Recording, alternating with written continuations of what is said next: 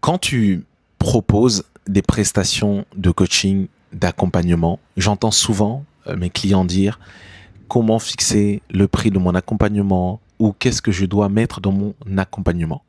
La vérité, c'est que ces deux choses-là ne dépendent pas totalement de ta propre volonté. Ils dépendent en grande partie de tes clients ou de tes futurs clients. Je m'explique. Aujourd'hui, par exemple, tu veux proposer une prestation de coaching, d'accompagnement, par exemple, dans le domaine des finances ou dans le domaine de la santé, dans le domaine des relations. Mais tu te dis, qu'est-ce que je dois intégrer dans mon programme d'accompagnement?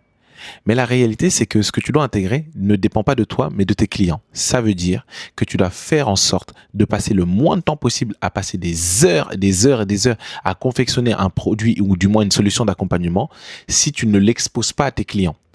Par exemple, ce que tu peux faire, c'est que si tu as une idée du type d'accompagnement que tu veux proposer, fais en sorte d'avoir, par exemple, une sorte de masterclass où tu vas inviter ces personnes-là et échanger avec eux, voir leurs questions, leurs problématiques, leurs besoins, afin que tu puisses créer, packager un programme qui répond exactement aux besoins des gens.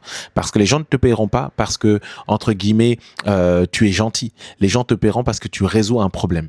Et deuxièmement, comment fixer le prix de ton accompagnement? Tu le fixes en fonction de ce que j'appelle le coût de non-résolution. Ça veut dire combien ça coûte à cette personne de ne pas résoudre son problème.